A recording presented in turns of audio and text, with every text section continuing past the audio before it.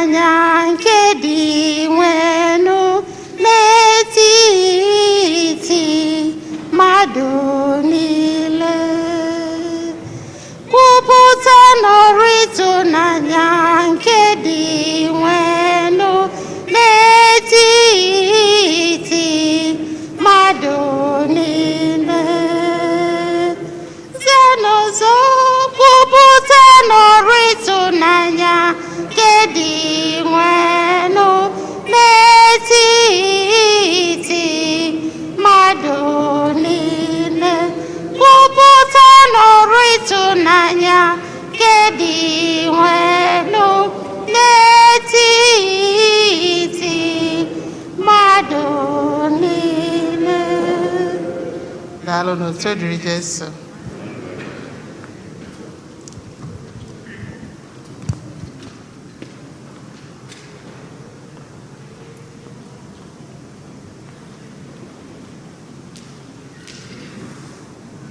Otito dịrị Jesu.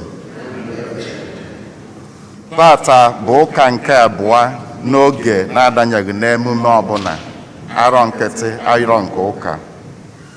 Igbo Catholic Community ji obi aṅụrị ekene ezinụlọ niile anyị na-afa ga-anọ na ajamasị dị asọ n'ụbọchị tata. Ọkacha ndị si n'akụkụ ụwa dị iche iche esonyela anyị n'ụzọ dị iche iche. Na ajamasị dị asọ tata, ndị otu Blessed Iwenetansi na-enye Chineke ekene ma na-ayọkwa ngọzi ya na nchekwaba ya n'ezinụlọ anyị niile. Tata a na-eli olili icheta nwanne anyị onye dị asọ Blessed Michael Iwenetansi. Anyị na-erunyekwazi ajamasị dị asọ tata maka ịyọ Chineke ka ọ kwalite nwanne anyị nwoke ka o zuo ezu n'ọkwa ndị dị nsọ bụ Michael Iwenetansi. Ọ bụ ndị Iwenetansi Prayer Group na-ayọ ka anyị sonyere ha na ajamasị a. N'otu aka afọ, ezinụlọ Anthony na Ịma Ikebụdụ na-enye Chineke ekene na-ayọkwazi ihe ndị ọzọ ha bụ n'uche ka anyị cheta ha na ajamasị a. Ọ bụkwa azamasị inye Chineke ekene na ịyọ nchekwaba na odudu Chineke otu o si duo ezinụlọ fa n'arọ nke gara aga wee dubata ha n'arọ nke ọfụ anụnwa wee nyekwuo ha nwa ọfụ na ezinụlọ ha. Ọ bụ ezinụlọ Cecilia Ọdịm na-ayọ ka anyị cheta ha na ajamasị a. Ọ bụkwazi masị ịyọ Chineke maka nchekwaba ya n'isi ụmụaka n'ụwa niile. Bụrụkwazi masị ezinụlọ ndị Igwe Lennox na Ngozi Anụnwa ji ayọ maka ezumike mkpụrụ obi nke iru Cynthia Anụnwa Ọrakpụ bụ onye nwụrụ anwụ. Anyị na-erunyekwazi ajamasị dị asọ tata maka ezumike mkpụrụ obi Fada Emmanuel Anụlụnkọ bụ onye nwụrụ anwụ. Ọ bụ Ịma na Anthony Ikebụdụ na ezinụlọ ha na-ayọ ka anyị cheta ya na ajamasị a. Ọ bụkwazi masị anyị na-erunye maka ezumike mkpụrụ obi Valentine Izuchukwu Chuke bụ onye nwụrụ anwụ. Ọ bụ Osi na Edith Chuke na ezinụlọ ha yọrọ ka anyị cheta ya na ajamasị a. Anyị na-erunyekwazi ajamasị dị asọ tata maka ezumike mkpụrụ obi Stella Ọ ga-adị mma Des Ọgụgụa bụ onye nwụrụ anwụ. Ọ bụ Antonia Des Ọgụgụa Ọfọha na ezinụlọ ya yọrọ ka anyị cheta ya na ajamasị a. Ọ bụkwazi masị anyị na-erunye maka ezumike mkpụrụ obi Grace Ugomma Odibo bụ onye nwụrụ anwụ. Ọ bụ Tony na Kalista Odibo na ezinụlọ ha yọrọ ka anyị cheta ya na ajamasị a. N'otu aka afọ a na-erunyekwazi ajamasị dị asọ tata maka ezumike mkpụrụ obi Joseph Udeze bụ onye nwụrụ anwụ. Ọ bụ Clement Udeze, Dona Udeze na Frank Okoye na ezinụlọ ha yọrọ ka anyị cheta ya na ajamasị a. Ọ bụkwa azịmasị anyị na-erunye maka ezumike mkpụrụ obi Juliana Obi Nwanne, Martina Mmaduka na Nathaniel Onwuga bụ ndị nwụrụ anwụ. Ọ bụ Francis na Dorothy Akpamgbọ na ezinụlọ ha yọrọ ka anyị cheta ha na ajamasị a. Anyị na-erunyekwazi ajamasị dị asọ tata maka ezumike mkpụrụ obi Chinelo Echesiri bụ onye nwụrụ anwụ. Ọ bụ ndị Charismatic Group na parish anyị yọrọ ka anyị cheta ya na ajamasị a. Ka mkpụrụ obi ndị niile nwụrụ anwụ anyị na-echeta na ajamasị dị atọ tata, ka mkpụrụ obi ndị niile kwenu gara aga. Anyị na-echetakwazịrị ndị parish anyị niile ka anyị na-eso usoro Archdiocese nyere anyị maka ọdịmma onye ọbụla nke ahụike. Ndị a na-abụrụ ofu ezinụlọ ka ha kaba arụ nọsapụ otu ekwesịrị. Otuto dịrị Jesu. Onye isi nchụaja anyị na ajamasị nke ụbọchị tata bụ ụkọchukwu Jude Umeobi. Ka anyị were nchekwube na okwukwe tinyekọta ọnụ n'ukwe soro ndị kwaya wee bido ajamasị dị asọ n'ụbọchị nke tata.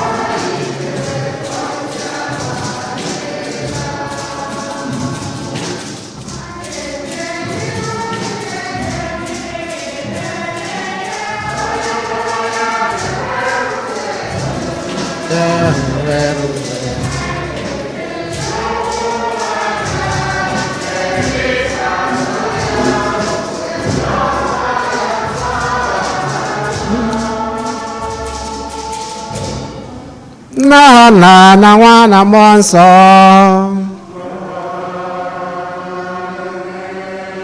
Onye nwe anyị nọnyere unu.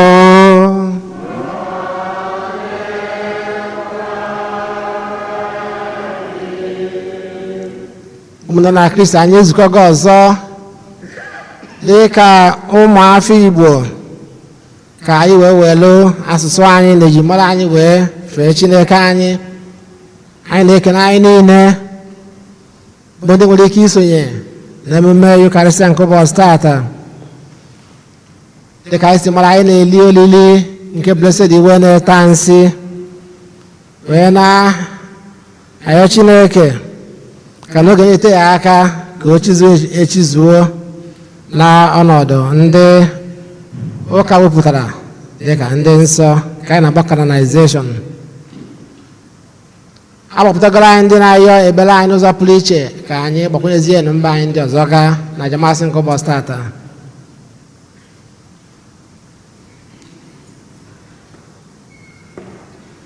Onye bịara na wee zọpụta ndị lọghara elogha, onye nwe anyị mee ebere. Onye bịara na wee tọghata ndị ome njọ, Kristi mee ebere. Onye nọ n'aka nri na-ayọtara anyị Chukwu ayịyọ, onye nwe anyị mee ebere. Ka Chineke jike niile mere anyị ebere, gbaghara anyị njọ anyị, duru anyị na ndụ ebe ebe. Otuto dịrị Chineke n'elu kacha elu. Udo dịrị ndị mmadụ dị ihe ha na-asọ Chukwu. Anyị etoo gị, anyị ekwupụta ọrụ ọma gị, anyị esegbuola gị, anyị edo gị ebube. Ekele gị n'ihi nnukwu ebube gị.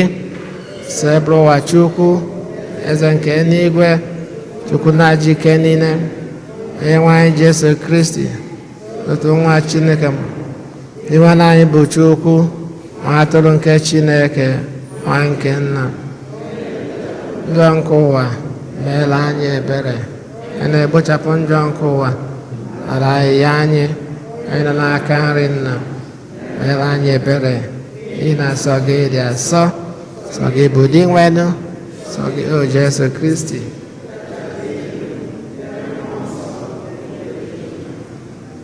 Ka anyị rịọ arịrịọ. Chineke jike niile dị ebighị ebi, eluigwe n'ụwa nọ gị n'obe aka, were ebere nụrụ arịrịọ ka anyị bụ dị nke gị.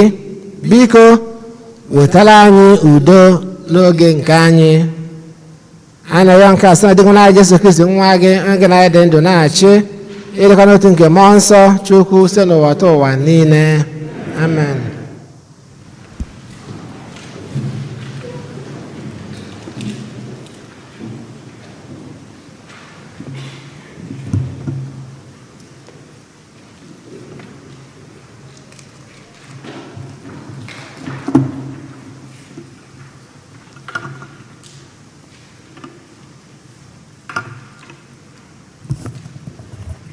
Ihe ọgụgụ ewetara n'akwụkwọ onye amụma Aịzaya. N'ihi Zayọn, agaghị m edowe ọnụ ndu. N'ihi Jerusalem, agaghị m anọ jụụ ruo mgbe ezi omume ya were anya ka chi ọbụbọ, na mgbe mmeri ya nwuru vam ka mpi ọkụ. Mba dị iche iche ga-ahụ na Jerusalem emeriela, ndị eze niile ahụkwa ebube gị. A ga-agụ gị aha ọhụrụ nke Onyenwe anyị ga-eji ọnụ ya akpọ. Ị ga-aghọ okpueze dị ebube n'aka Onyenwe anyị. Ị ga-abụkwa okpueze mara oke mma n'ọba aka Chineke gị. Agaghịkwa akpọ gị nwanyị di gbakọtara azụ ọzọ. Agaghịkwa akpọ gị ala tọgbọrọ n'efu ọzọ. Kama ihe a ga-akpọ gị bụ obi dị ya. A ga-akpọ ala gị nwanyị ya na di ji obi ụtọ biri, n'ihi na ihe gị masịrị Onyenwe anyị. O meela ka ala gị bụrụ ala alụrụ alụ ka nwunye. Dịka nwa okorobịa si alụrụ nwa agbọghọ na-amaghị nwoke, otu ahụkwa ka onye ahụ na-ewulite gị elu ga-esi na-alụ gị ka nwunye.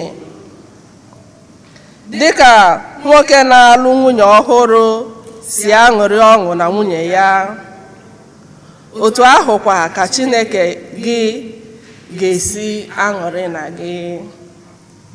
Okwu nke ose bụ ụwa. Abụ ọma na azịza. Ihe anyị ga-aza bụ: kwupụta na ọrụ ịtụnanya nke dị nwenụ n'etiti mmadụ niile. Kwupụta na ọrụ ịtụnanya nke dị nwenụ n'etiti mmadụ niile. Kwupụta na ọrụ ịtụnanya nke dị nwenụ n'etiti mmadụ niile. Kwupụta na ọrụ ịtụnanya nke dị nwenụ n'etiti mmadụ niile. Kwerenụ dị nwenụ ukwe ọhụrụ. Mba niile kwerenụ dị nwenụ ukwe. Kwerenụ ya ukwe, gọzienụ aha ya. N'etiti mmadụ niile. Kwupụta na ọrụ ịtụnanya nke dị nwenụ n'etiti mmadụ niile. Kwupụtanụ enyemaka ya kwa ụbọchị. Kwupụtanụ otuto ya n'etiti mba niile. Kwupụtanụ ọrụ ịtụnanya ya n'etiti mmadụ niile. N'etiti mmadụ niile. Kwupụta nụrụ ịtụnanya nke dị nwenụ n'etiti mmadụ niile. Ezinụlọ mmadụ niile nyenụ di nwenụ otuto na ike, nyenụ ya otuto dịrị aha ya. N'etiti mmadụ niile kwupụta nụrụ ịtụnanya nke dị nwenụ n'etiti mmadụ niile. Sekpuoronụ di nwenụ n'ime ụlọ nsọ ya, ụwa niile tụbaranụ ya egwu, kwupụtanụ na mba niile na Chineke bụ eze. Ọ ga-eji aka nkwụmọtọ kpee mmadụ niile ikpe. N'etiti mmadụ niile kwupụta nụrụ ịtụnanya nke dị nwenụ n'etiti mmadụ niile.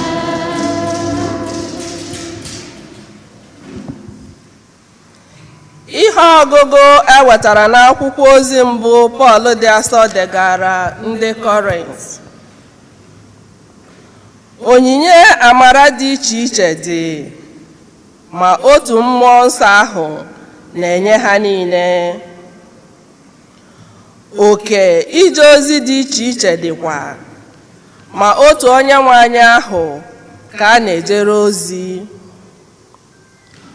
Ụdị ike dị iche iche nke eji arụ ọrụ dịkwa, ma otu Chineke ahụ na-etinye ike ndị a niile n'ime onye ọbụla iji jee ozi. Ọ na-enyekwa onye ọbụla amara igosi ike nke mmụọ nsọ maka ọdịmma mmadụ niile. Otu ọ dị, otu mmụọ nsọ ahụ na-enye otu onye ike ikwu okwu amamihe, nyekwa onye ọzọ ike ikwuwa ihe ọmụma. Otu mmụọ nsọ ahụ na-enye otu onye okwukwe siri ike, nyekwa onye ọzọ ike ịgwọ ndị ọrịa. Mmụọ nsọ na-enye otu onye nrụpụta ọrụ dị ike, nyekwa onye ọzọ ike ibu amụma, nyekwa onye ọzọ ike ịtụle mmụọ dị iche iche. Ọ na-enye otu onye ike ịsụ asụsụ dị iche iche, nyekwa onye ọzọ ike ịkọwa asụsụ dị iche iche. Ihe ndị a niile ka naanị otu mmụọ ahụ na-arụsi ọrụ ike n'ime onye ọbụla na-enye. Ọ na-ekenyekwa onye ọbụla onyinye amara n'otu n'otu dị ka o si chọọ. Okwu nke ose bụ ụwa.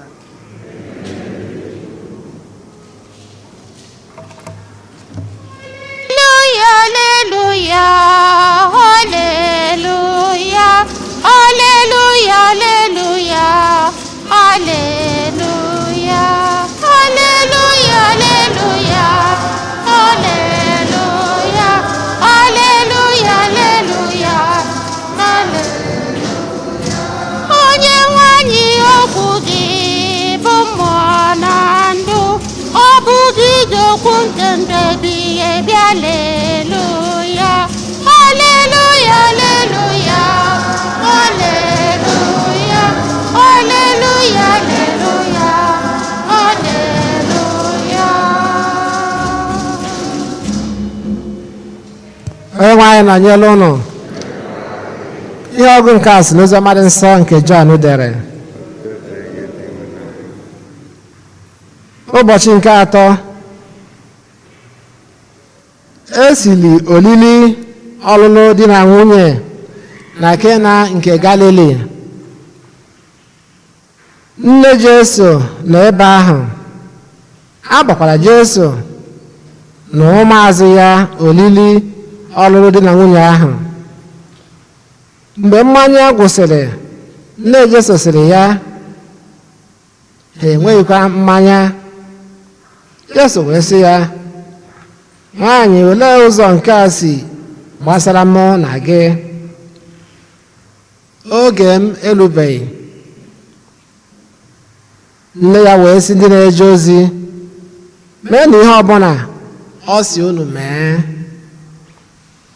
Dịka omenala ịsa ụkwụ na aka nke ndị Juu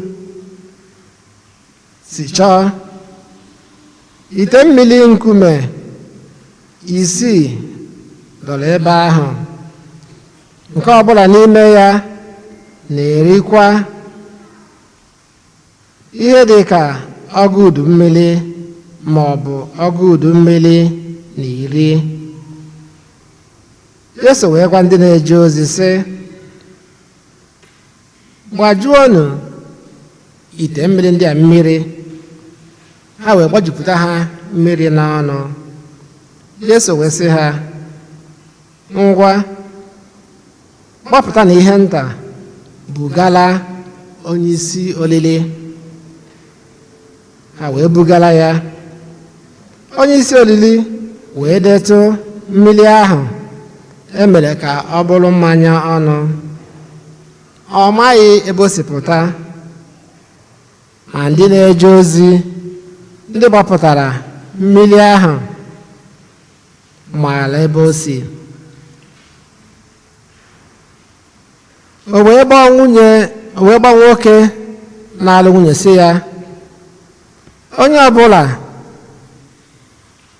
na-ele ọbịa na-ebu ụzọ bupụta mmanya dị ụtọ. Mgbe ndị mmadụ ṅụjuru afọ ha, o wepụta nke na-adịsịghị mma, ma gị onwe gị buru ụzọ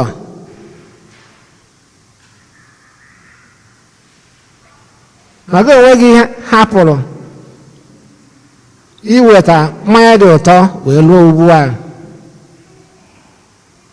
Ọ bụ na Kena nke Galili ka Jesu lụrụ ihe ịrịba ama nke mbụ n'ime ụlọ ebube ya niile. O wee si otu a gosi ebube ya. Ụmụazụ ya wee kwere na ya. Mgbe nke a gasịrị, Jesu gbadara na Kapanọm, ya na nne ya na ndị ikwu na ibe ya na ndị ụmụazụ ya. Ha wee nọ ebe ahụ ụbọchị ole ma ole. Oziọma nke ose bụ ụwa.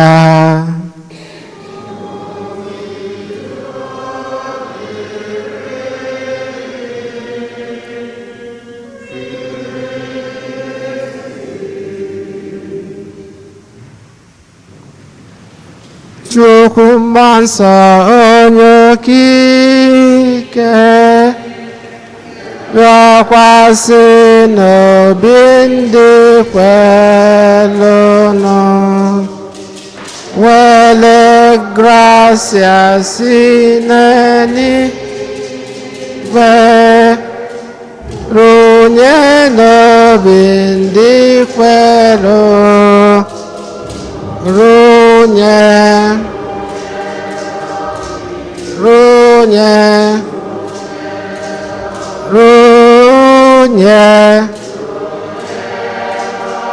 bindi kwelụ, runye n'obi ndị kwelụ nọ, amamihe nghọta alụ, ike ọmụma obi dị nsọ, ya na onyinye egwu nke Chukwu runye.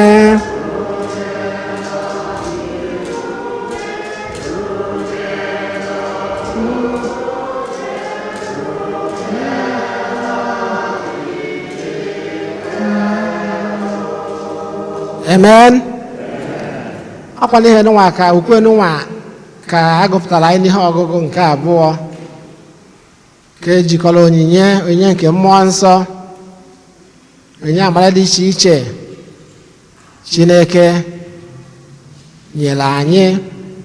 Ma tupu anyị abịa na nke ahụ, tata bụ ụbọchị nwanne anyị nwoke Blessed Iwenetansi anyị na-ele olili etu o si wee welu onyinye amara nke ya wee jee ozi wee rụọrụ Chineke ọrụ.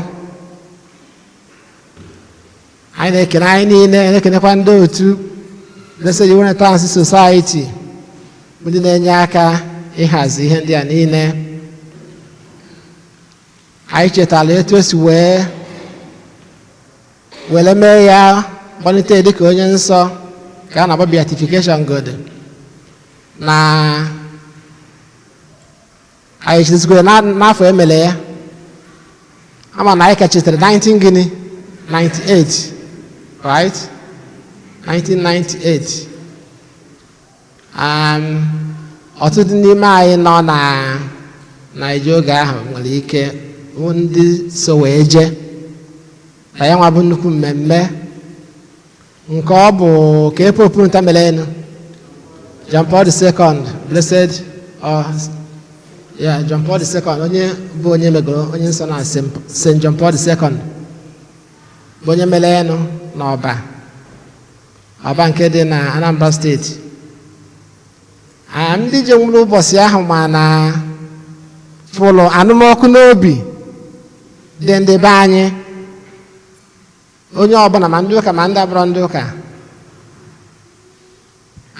Eche m na afọ n'ogu dị ahụ mbụ na be anyị oge ahụ, site na enyemaka nke Chineke agbana m wee jee ụbọchị ahụ. Akọchaghị ndị mmadụ n'ebe ahụ akọcha, onweghị mmadụ bụ agụta ọnụ. Ị ga-apaki ụgbọala ebe tere aka maka ndị ji ụgbọala wee jizie ụkwụ wee jewezie na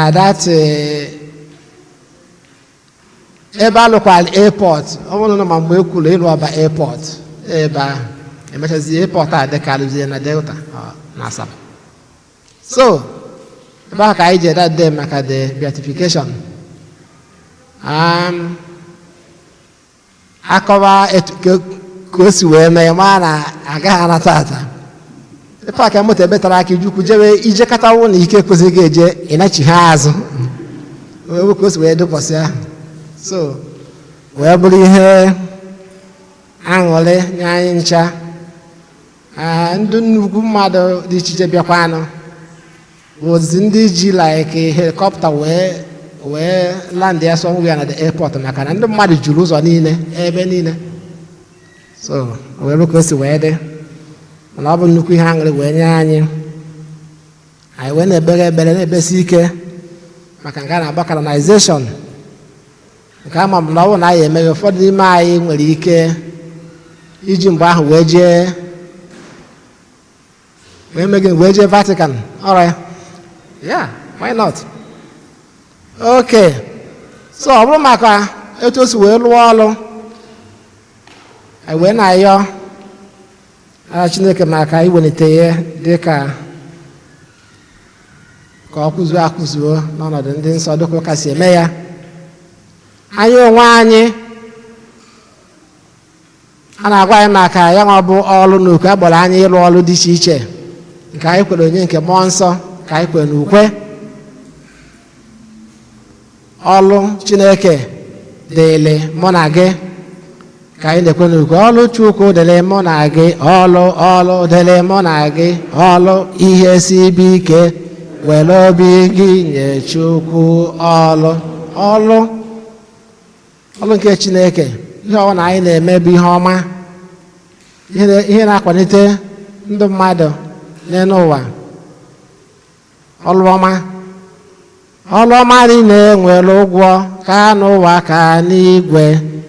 Akụ na ụba Chineke nyere m, aga m eji ya tụọlụ ya mma. Ọlụ ọma, akụ na ụba abụrụ sọ nsọ ego, bụrụ sọ nsọ ego. Adịghị na ọtụtụ ihe sokwu na ya.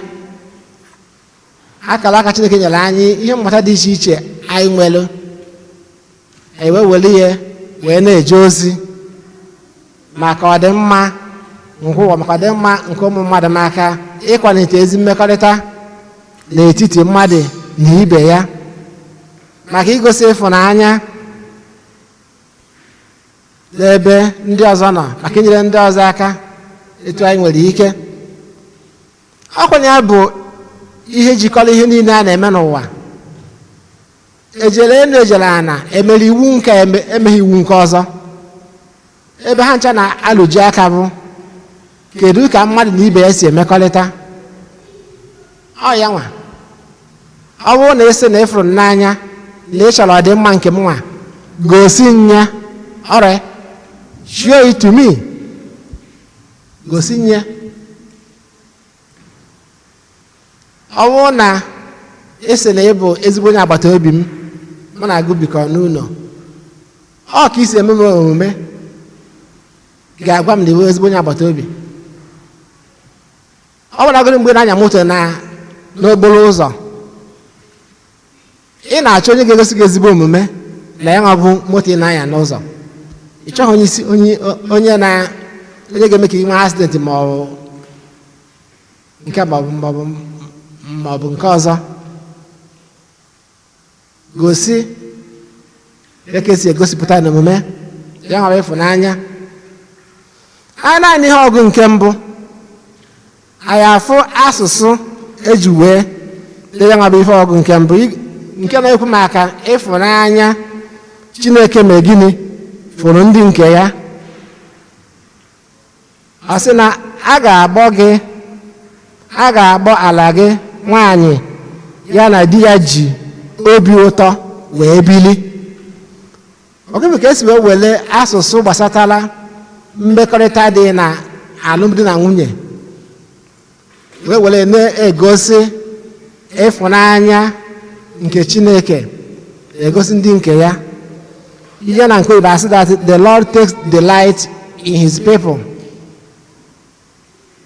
So ọ ya nwa bụ ihe jikọkwara ihe niile a na-eme n'ụwa, ka anyị si egosi mmadụ ya nwa bụ ịfụnanya nke Chineke na-egosi anyị. Ejee n'ozi ọma ewezie egosipụta ya etu Kristi n'onwe ya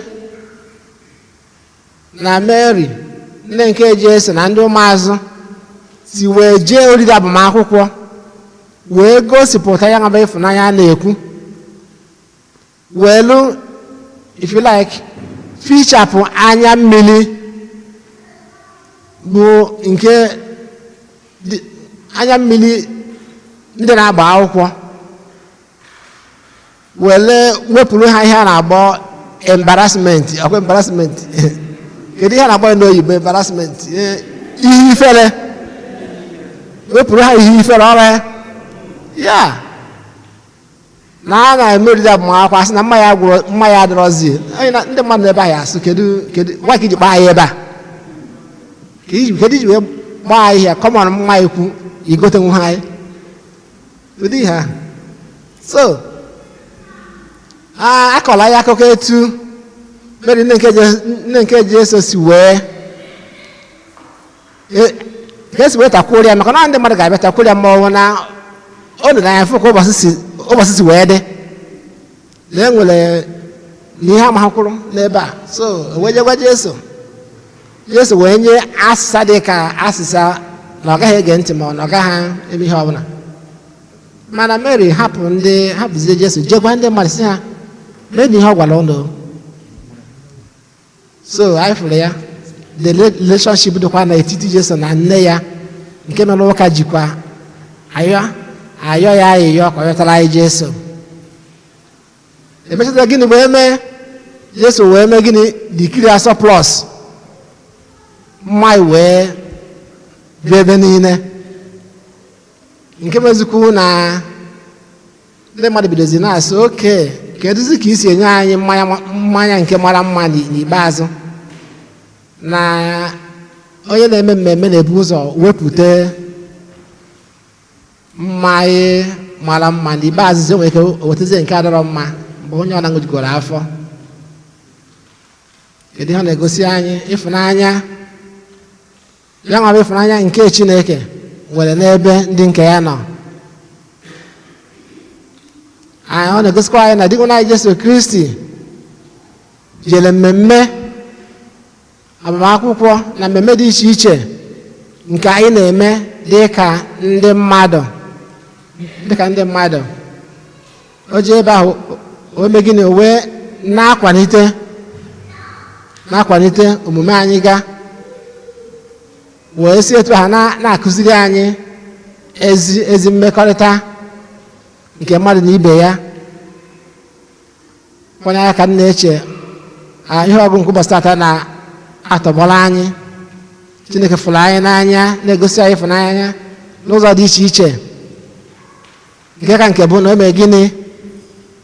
O nyere ụwa so otu nwa ya, o wee nwụọ n'obe maka ihe anyị, wee tọrọ anyị nwa bụ ezigbo ụkpụrụ. Ọrụ duziri anyị wee bụrụzie isi etu ahụ wee welu onyinye nke Chineke nyere anyị, onyinye dị iche iche dịka ihe ọgụ nke abụọ si wee gwa anyị. Anyị were onyinye anyị ewelu na-eje ozi, bidogoro na ezinụlọ anyị wee pụtara, wee na-echere mmadụ ibe anyị ezigbo echiche, na-achọ agam n'ihu nke mmadụ ibe anyị. Ọ kwenyere ihe ụwa chọrọ, ya nwa bụ ihe ụwa chọrọ. Ọ bụrụ na ndị ọchịchị dị iche iche n'ebe dị iche iche na-achọ ọdịmma nke ndị ha na-achị, na-eche maka ọdịmma nke ndị ha na-achị, ebe ọ bụ na onye ọbụla nọ ọ na-eche maka ọdịmma nke ndị ọzọ, ịma na ihe ga-adị mma. Onye bụ ekpere anyị ka e wee nwee ike wee nwee agam n'iru, ọ kachasị oge ugbu a ọtụtụ ihe isi ike dị because of ọnọdụ anọ n'ime n'ụwa. Ka anyị yọrọ Chineke maka ya nwa bụ mmụọ nke mmekọta nwanne na nwanne, mmụọ nke iche maka ọdịmma nke onye ọzọ, ka e wee nwee ike na-enwe agam n'iru na-aṅụrị na ezi mmekọrịta n'etiti ụmụ mmadụ n'ụwa site na Kristi onye nwe anyị. Ekwe m n'otu Chineke nna ji ike niile, onye mere n'igwe na ala, ihe dum a na-ahụ anya na ndị anaghị ahụ anya, ya na otu onye nwe anyị Jesu Kristi, so otu nwa Chineke mụrụ, nna m tupu ụwa tụọ ụwa niile. Chukwu si na Chukwu, ihe si n'ihe, ezi Chukwu si na ezi Chukwu, amụrụ ya amụ, eme ihe eme. Ya na nna bụ otu ihe ha ji bụrụ Chukwu. Ihe si na ya mee ihe dum, ihe maka ihe anyị bụ mmadụ, si n'eluigwe gbadata, o were arụ na Virgin Maria site na mmụọ nsọ, ọ bụrụ mmadụ, abịa gbagbuo ya n'obe n'ihi anyị, dịka ọchịchị Pontius Pilate, ọ taa ahụhụ, ọ nwụọ, enye ya. O bitere n'ụbọchị nke atọ ka akwụkwọ nsọ si kwu, ọ lọgo n'eluigwe nọ n'aka nri Nna. Ọ ga-abịaghachi ọzọ n'ebube ya ibe ndị nwụrụ ọnwụ ikpe, onye ọchịchị ya na-enweghị njedebe. Ekwe m na mmụọ nsọ enwe anyị na-enye ndụ, onye si na nna nwa pụta, onye si na ndị amụma kwuo okwu. Ekwe m n'otu nzukọ nsọ Katọlik na Apọstọlik. Ekwupụta m otu baptizim nke mgbaghara njọ, ndụ ọ ga-abịa.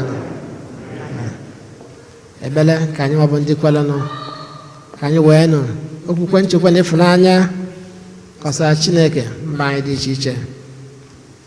Inwe na anyị nụrụ arịrịọ anyị.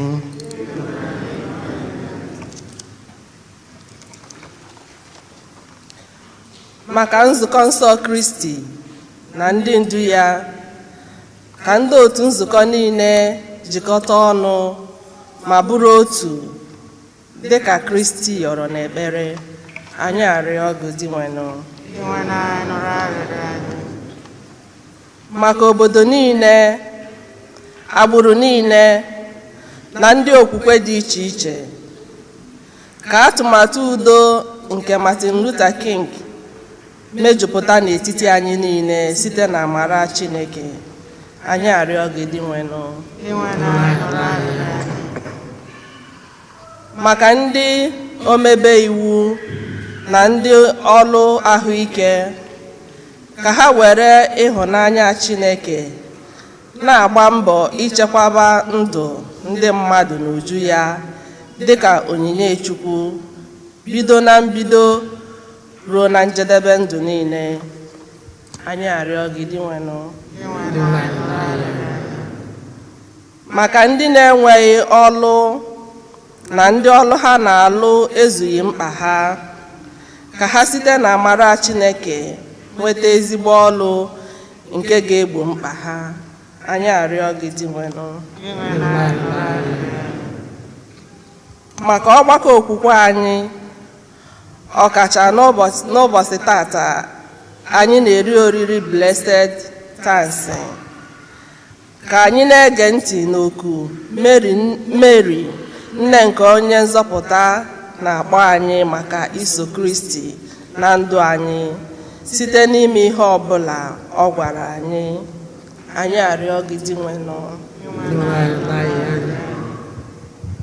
maka ndị niile nwụrụ anwụ, ndị anyị na-echeta na Maasị dị asọ tata, maka ndị nwụrụ n'ọdachi dị iche iche n'isi nso a, mkpụrụ obi ndị nọ na pọgatrị, ka Chineke onye pụrụ ime ihe niile zute ha n'ọnọdụ ha ma nye ha ezumike ebe ebe n'eluigwe. Anyị arịọ gị dị nwenụ ekpere ime obi ka anyị kọsụziri Chineke mba anyị ndị ọzọ ga.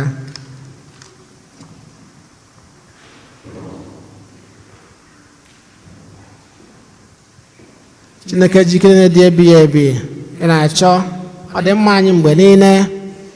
Anyị eburugo mba anyị bịa n'iru gị, ma ndị anyị kwupụtara ma ndị anyị enweghị ike ikwupụta ịmazụfa ncha. Anyị na-ayọ ngọzi gị, inye anyị udo, nye anyị agamnihu, echekwaba anyị, na-agbaziri anyị oge niile site na Kristi Onyenwe anyị.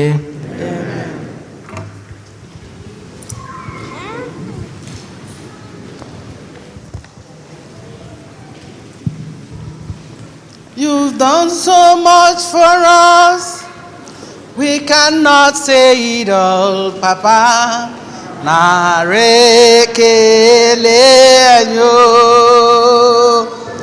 If we have 1,000 tongues, it still won't be enough, Baba.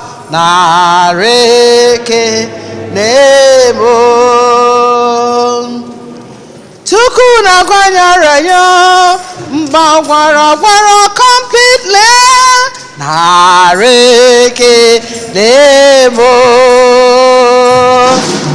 Chukwu mara obi m, esiri ka ndụ m dadi.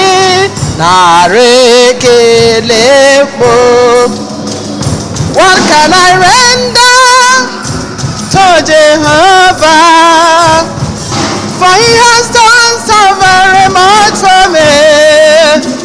What can I render to Jehovah? For he has done so very much for me. Can you hear it?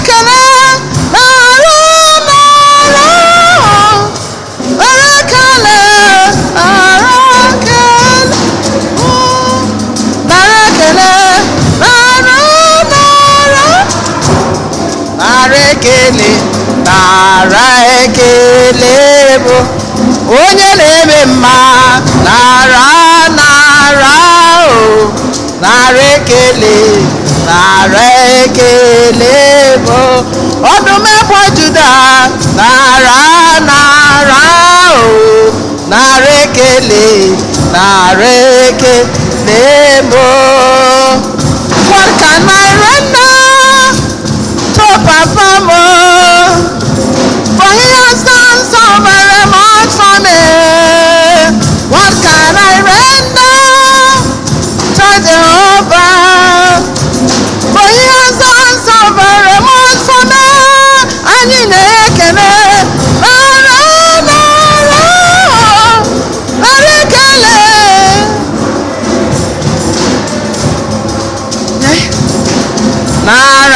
nara o nara ekele mo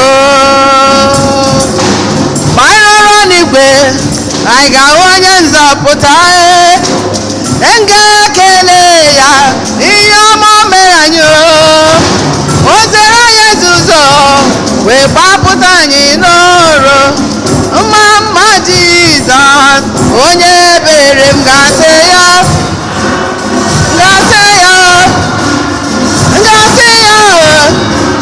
onye nwanyị anyị ga-ekele ya mama ga-asị ya mama papa mama Jizọs onye ebere ma anyị rọrọ n'igwe anyị ga-ahụ onye nzọpụta anyị ga-ekele ya otu ọchịchị anyị ma ọ bụ n'iwe ndị elu owe gbapụta anyị n'ọrụ mma Jizọs onye ebere anyị ga-asị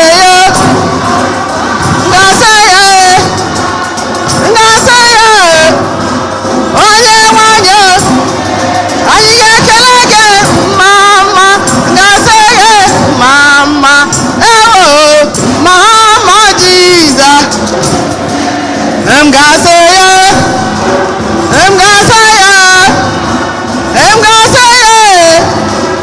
onye ome mma aka na-egbu mma mama Chibo mama papa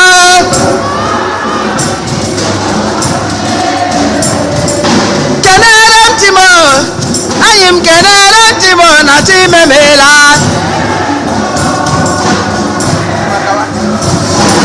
kenere ntimo ike nkwaba mba yọrọ m kene ya na chi anyị dị mma kenere ntimo onye ịkwara obi ụwa sọrọ m kene ya na chi anyị amaka kenere ntimo enyi m sọrọ m kene ya na chi anyị dị mma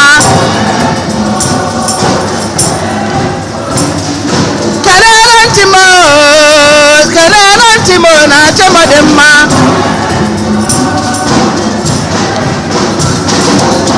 ihe o mere m ihe o na-emere m ọnụ m apụghị ịkọ ya ọ bụ ndụ o nyere m ọ bụ ụmụ o nyere m ahụike o nyere m ọnụ m apụghị ịkọ ya mere soro m na-eto ya ọ dị mma soro m tobe ya na-eto ya ndị nke Chineke bi ya nụ aga m akọrọ ụnụ ihe Chukwu mere m ebe nnọ ịhụnanya Chineke karịsịa soro m too Chukwu ma niile mbekoro gị ị na-azọ m eleghị anya n'azọ n'ime mkpa m ka mbekoro gị ọkwa ịzara m Chineke onye dịka gị ezigwe abụ otuto ka m ga-eji iwe kelee gị chọkwa nna m abụ otuto ka m ga-eji jaa gị mma ọ Chineke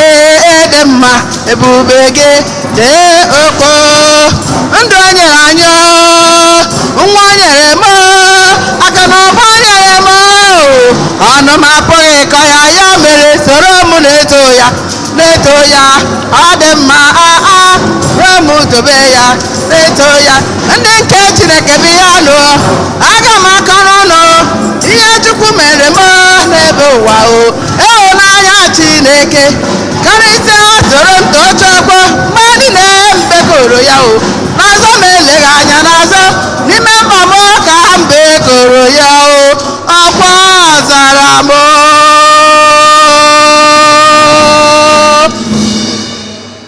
gaba na ụmụnna m ka ji anyị na-achụbiri ga-amasị Chukwu na jike niile nara nụ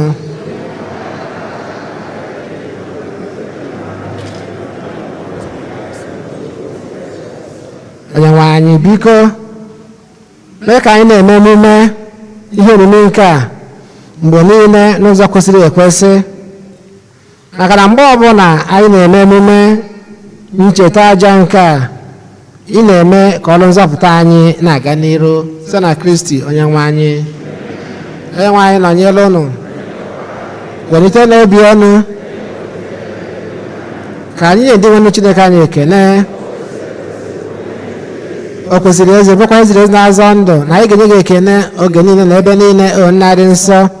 Chineke jike niile edo ụwa ta ụwa site na Kristi dị nwere anyị. Ọ sọrọ gị idogharị ihe niile n'okpuru ya wee mee ka mmadụ niile keta oke na ụba ya. Ọ bụ ezie na ọ dị n'ụdị Chukwu ma ọ napụrụ onwe ya ebube ya welu nyeghachi ụwa udo site n'ọbara nke ọ gbara n'elu obe. Nke a mere eji welite ya elu karịa ihe niile ekere eke, o wee bụrụ ụzọ nzọpụta ebe maka ndị niile na-eso ya. N'ihi nke anyị na-eso igwe ndị mama niile nke eluigwe na-eto ebube gị oge niile na ukwe na-asị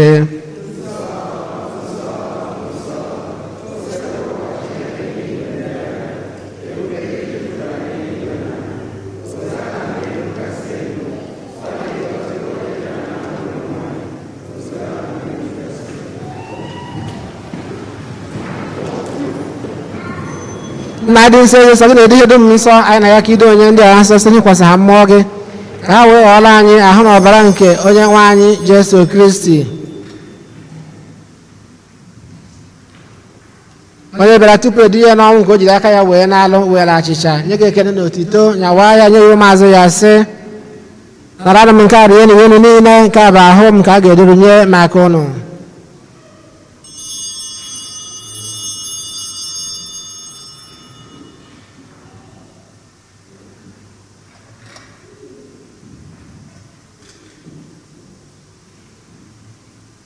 Etu ahụ ka o si mee mgbe ha chara nne anyị asị o buru iko mmanya nyekwa gị ekene na otito bunye ya ụmụazụ ya sị nara m nke a ṅụọ na ya unu niile, nke a biko nke ọbara m nke ọgba ndụ ọhụrụ dị ebe a ga-agba ya n'ihi unu na n'ihi mmadụ niile ka ịgbalụ njọ. Na-emenụ nke a na ncheta nke m.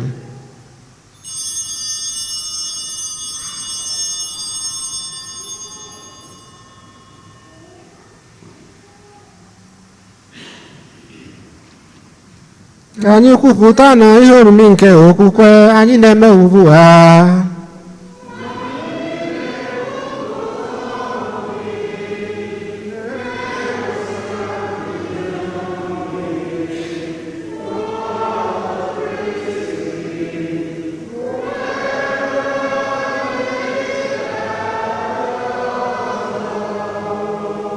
Na ncheta nke ọnwụ na mbetara ọnwụ nke nwa gị, anyị ebunyegacha nke ndụ na iko nke nzọpụta.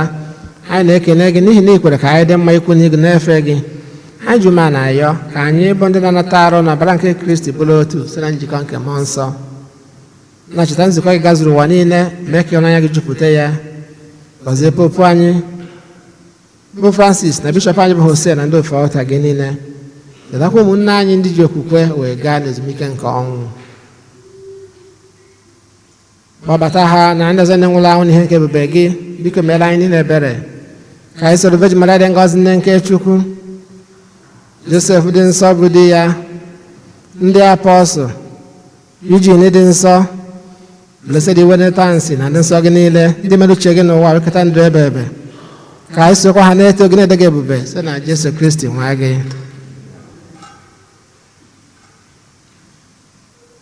Ihe niile ekere eke na-eso ya bụ Kristi, na-esikwa n'ime ya na n'aka ya, na-edekwa n'otu nke mmụọ nsọ, na-enye gị bụ Chukwu nna jike niile nsọpụrụ na otito niile site n'ụwa tụ ụwa niile. Hallelujah. Hallelujah. Amen.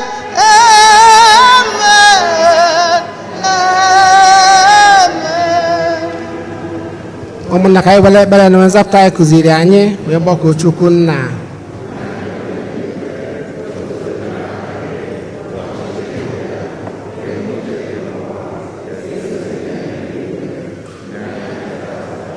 Nke ụbọchị anyị ala anyị mmehie anyị ga-esikwa ndị mmehie anyị, ekwela ka anyị kwere aranye.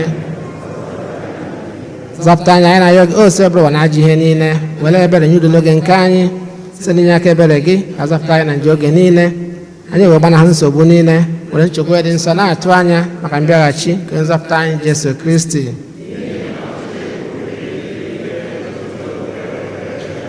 Onye nwe anyị Jesu Kristi, onye nwe ndị apọstụl gị udo ka m na-ahapụrụ ụnụ, udo nke m ka m na-enye ụnụ. Elekwana anya na njọ anyị, kama lekwasị anya okwukwe nke nzukọ gị. Nye ya udo na ịdịkwa n'otu mgbe niile ka uche gị siri chọọ, gị bụ ụdị ndụ na-achị ebe. Udo nke ose bụ adịrị unu mgbe niile. Feela nwanne gị aka maka ekele nke udo na ịfụnanya nke Kristi.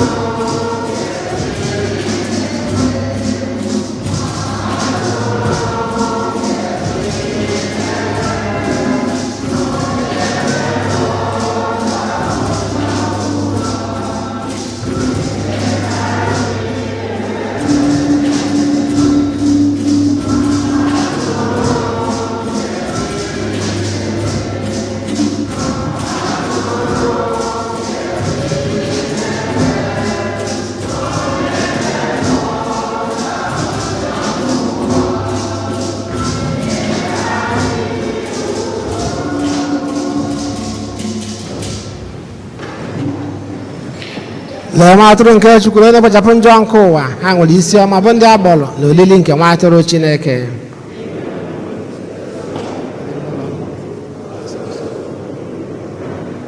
Ka ahụ na ọbara Kristi chekwaba anyị ruo na ndụ ebe.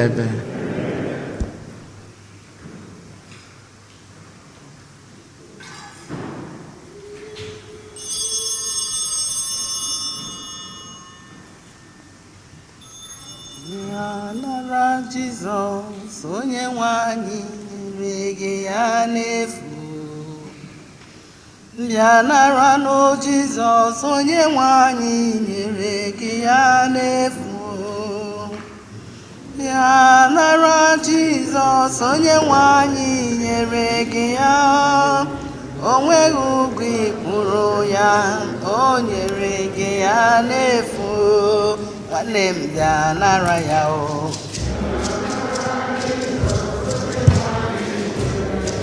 Enyi m bịa nara ya o.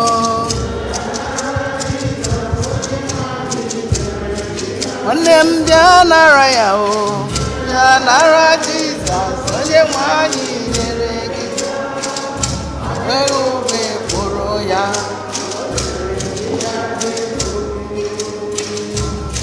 Jigide m onye nwe m Jizọs, jigide m, jigide m o.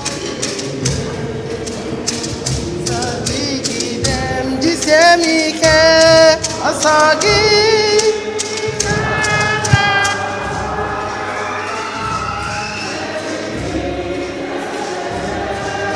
Ụwa emeri ụwa o.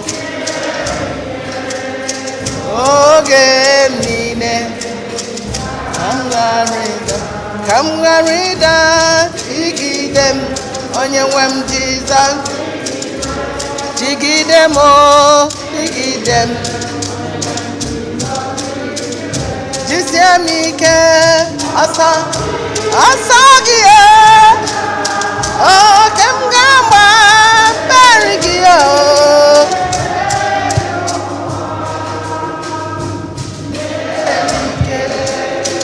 Oge m niile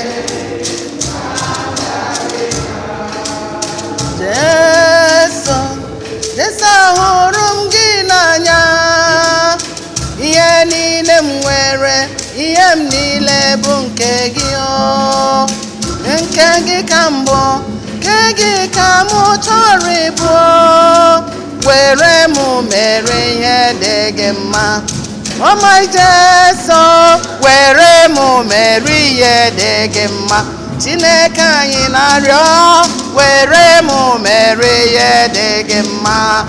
Nna nwere ụwa, were m mere ihe dị gị mma.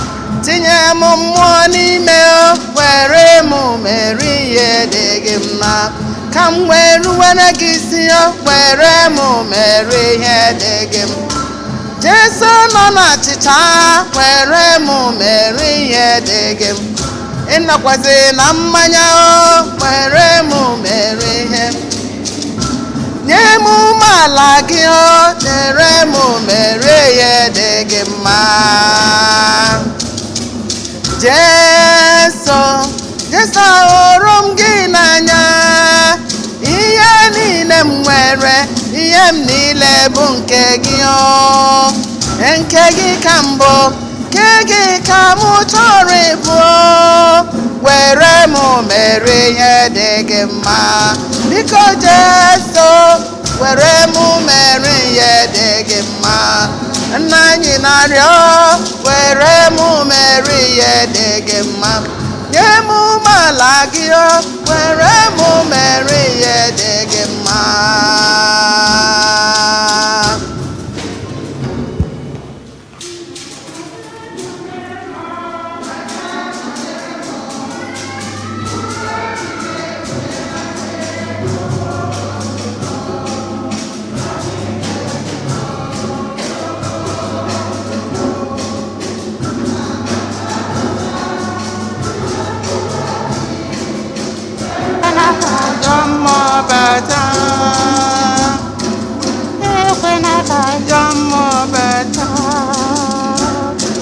Chineke nọdụ m nso,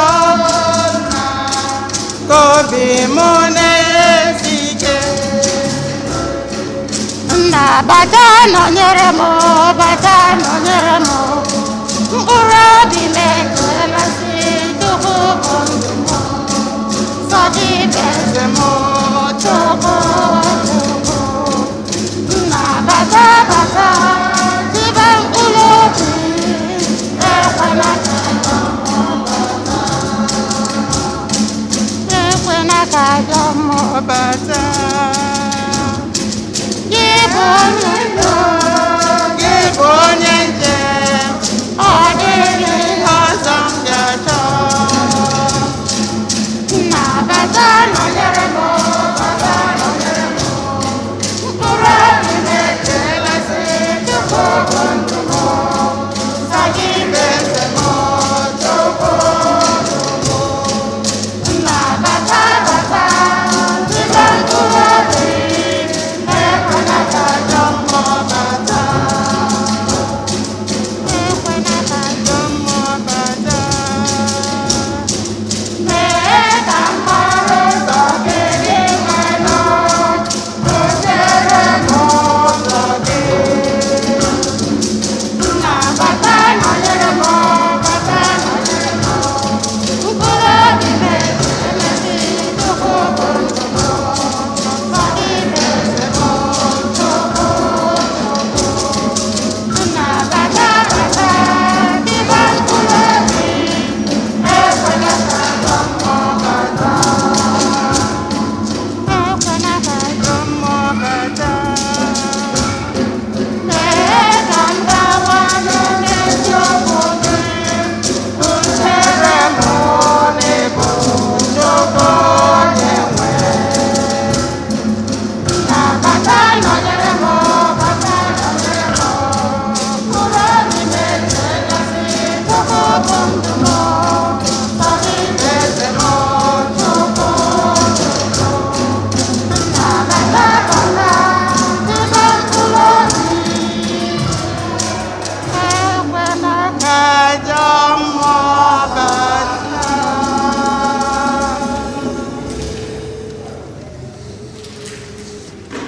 ka anyị ayọ.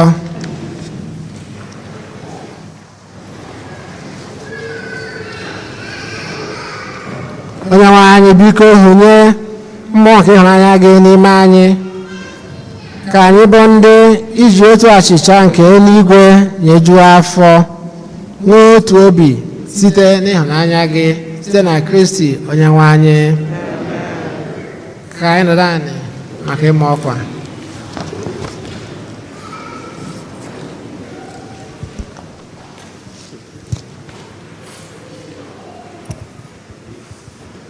Otuto dịrị Jesu. anyị nwere ọkwa one na one dị mkpa. Nke mbụ, anyị na-echetara ndị parish anyị niile na tata a na-eli olili nwanne anyị nwoke bụ onye dị nsọ, Blessed Michael Iwenetansi. Enwelu relic nke Tansi nke Cardinal Arinze wetara oge anyị melụ 10th anniversary na community anyị. Relic a nọ on display na side altar ebe a maka ndị chọrọ ije na ya kpee ekpere na agbasasị ụka. A na-echetala mmadụ niile ndị chọrọ ikpe ekpere na ya riri nne, so na a na-ayọ ka onye ọbụla kwụrụ na line take a turn, onye anọte na akarị nne ka o wee lutu ndị ọzọ. Ọ ga-anọ n'ebe ahụ ihe dị ka ọkara awa ma ọ bụ karịa nwa obere tupu ebulukwazie ya. Onye jee ikpe ekpere ebe a ka ọ ghara iwere oge mmadụ niile. Otodili Jesu. Catechism classes nke parish anyị na-atụ anya na ọ ga-ebidokwa n'oge na-adịghị anya. Ndị nwere ụmụaka dị otu anyị na-ayọ ka ha kpọọ parish office ma ọ bụ kpọtụrụ ndị na-akụzi catechism, Mrs. Omeakụ ma Mrs. Rita Okoye ma Mrs. Ụkatụ. N'otu aka afọ, ndị obere ụmụaka ndị a na-akụziri maka ikpe ekpere the prayer classes, ọ ga-ebido n'ime ọnwa Jenụwarị a. Ndị nwere obere ụmụaka ndị ga-esonye na prayer classes a na-ayọ ndị dị otu a ka fa kpọọ parish office ma ọ kpọọ Mr. Boni Ezechukwu. Igbo classes nke parish anyị na-agakwa n'iru. Ndị nwere ụmụaka chọrọ isonye na Igbo class, anyị na-ayọ ndị dị otu a ka ha kpọtụrụ parish office ma ọ bụ Satoni Ikebudu ma ọ bụ Boni Ezechukwu ma Paul Ifediba. A na-echetakwazịrị ndị parish anyị niile na parish office ka nọkwa ọrụ ghele oghe dịka o si dị na mbụ, Monday to Friday 9 a.m. to 5 p.m. Ndị nwere ihe ọbụla ha chọrọ na parish office nwere ike ịkpọ office. Ndị nwere ụmụaka ga-eme mmiri chukwu. Ndị na-akwado maka sakramenti nke matrimony ma sakramenti ndị ọzọ. Ndị na-ayọkwanụ mass na ndị mmadụ nwụnarị na-akwado funeral mass. Ndị nwere mkpa dị otu a ka nwere ike ịkpọtụrụ parish office. N'ọfisi anyị ka ghe oghe ma na-alụkwa ọrụ otu o si alụbu. Parish anyị na-ekene mmadụ niile n'ụdị ọbụla onye ọbụla si enye aka akwado ihe a na-eme na parish ka ihe wee na-aga ọfụma. Onye ọbụla na onyinye amala nke ya na ụdị o ji enye aka, parish na-ekene onye ọbụla ma na-ayọkwuazị n'otu aka afọ na Together in Mission anyị ka dịkwa open, capital campaign ka dịkwa open. Ndị na-enweta envelope parish na mail, biko ọ bụ na itinye ihe iji enye onyinye, email enye back to the office ma ọ bụ etunye na ọ bụ na ibinye onyinye ebe a. Ọ bụkwa na ị nwere ike, ndị na-esonyela anyị n'ikuku, ị nwere ike ije na webụsaịtị anyị steugenparish.org, St. Eugene Parish, St. St. Parish, eugeneparish.org. Ị nwere ike ime donation nke gị na webụsaịtị anyị. N'otu aka afọ, ndị niile nwere onyinye amala dị iche iche nwere ike inyere anyị aka ịkwalite ihe anyị na-eme n'ụlọ ụka anyị, ọkacha n'ụdị teknọlọji. Ọ bụrụ na isonyelu maasị anyị n'ikuku, ị ga-afụ n'ụzọ niile o si wee chọọ enyemaka. Ndị nwere onyinye amara dị otu anyị na-ayọ ka ha kọntaktị parish office ma ọ bụ mụ na onwe m ma ọ bụ n'Ezechukwu ọ Greg Ọgọ Amaka ịma otu ha ga-esi welu nye aka ịsịkwana na ịma ha teknọlọji karịa ụdị ọbụla oke ọbụla ịmadebe ihe ka mkpa bụ na ị nwere mmụọ ijere Chineke ozi.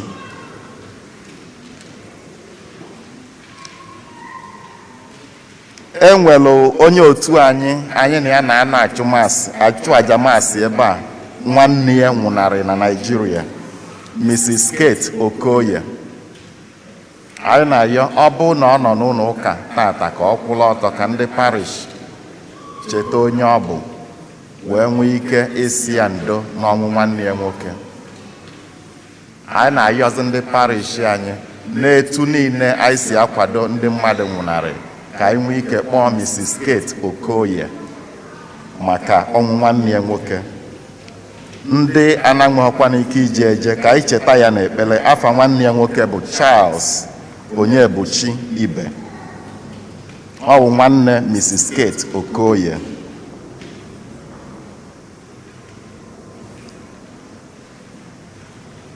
Ndị niile tata bụzi ha na-esonyela anyị na aja maasị dị asọ. Anyị na-ayọ bụ na enwere ndị dị otu a ka ha kwụla ọtọ ka anyị soro ha kene Chineke maka onyinye nke o nyere anyị ha.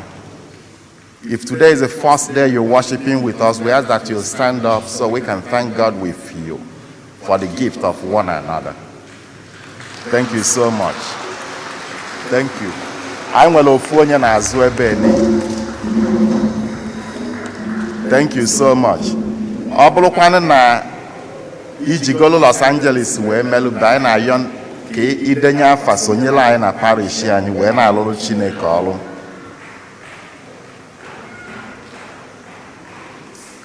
Anyị na-ekenekwazị Chineke n'isi ndị parish anyị niile ndị mere njem n'oge Krismas.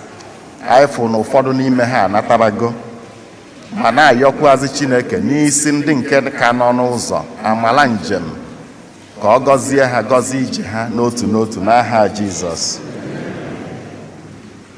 Anyị na-ekenezi ụkọchukwu duru anyị na aja maasị tata, ụkọchukwu anyị Father Jude Umobi. Thank you, Father. Otito dịrị Jesu. Otito dịrị Jesu.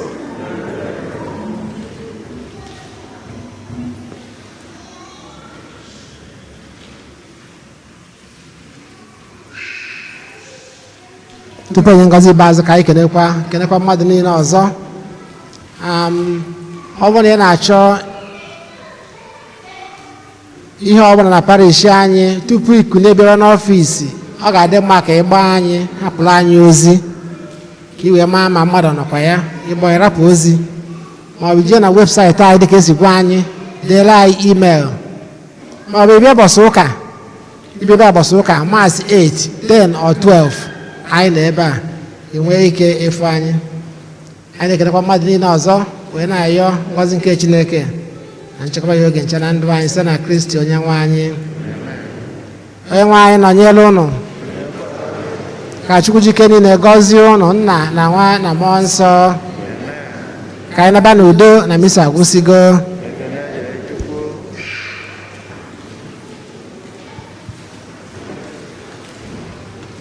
Prayer for the canonization of Blessed Cyprian Iwenetansi. Everybody, canonize him, Lord. We sinners here on earth below, present ourselves to you, O servant of God. We pray through you, O servant of God, for God to grant us forgiveness. We gather here, O servant of God, the sick, the lame, the blind, the poor, and people with various needs. We are seeking you, O servant of God, to take our place to our King. We need miracles and favors, O Lord. Grant us forgiveness of our sins and the favors we need through your servant, Cyprian Michael. We give all glory to the Father, and to the Son, and to the Holy Spirit, 3 in 1.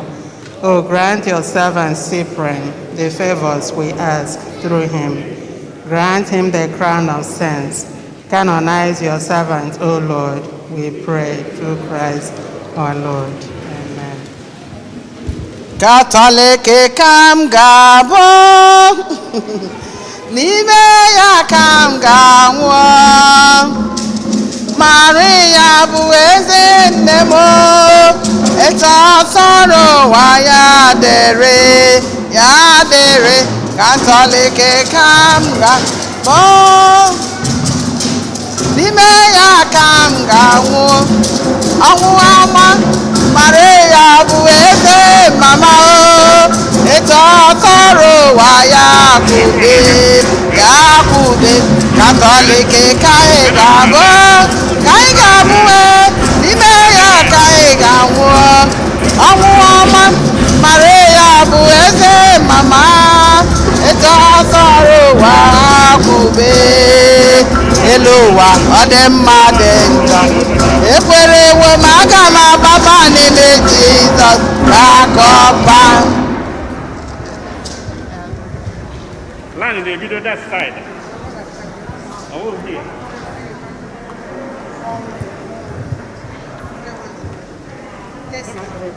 Let us pray. Let us pray the novena to the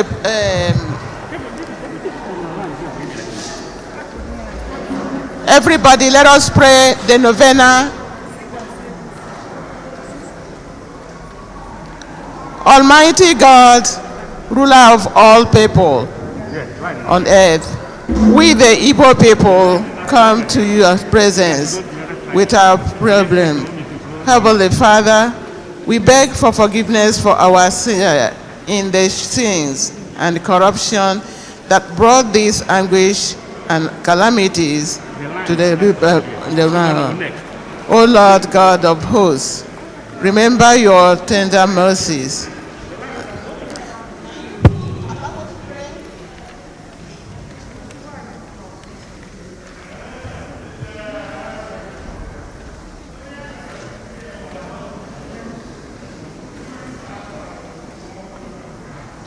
Purify our hearts to see you in each other and to love one another. Give wisdom to our leaders and steadfastness to your people.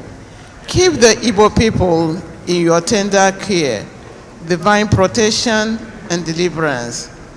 Father God, you granted people many graces to your servants, priests and monk, Blessed Cyprian Michael Iwenetansi, from this Igbo land, choosing him as your faithful instrument for evangelization and certification of the Igbo people and beyond.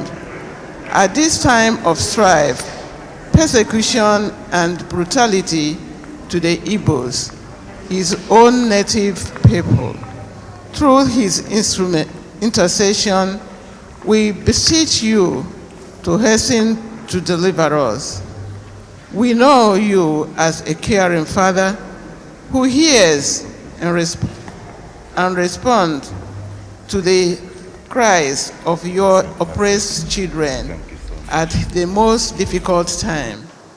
We recall some of your deeds, interventions, and victories from of old. In Exodus 12, 31 to 36, you intervened through the maltreatment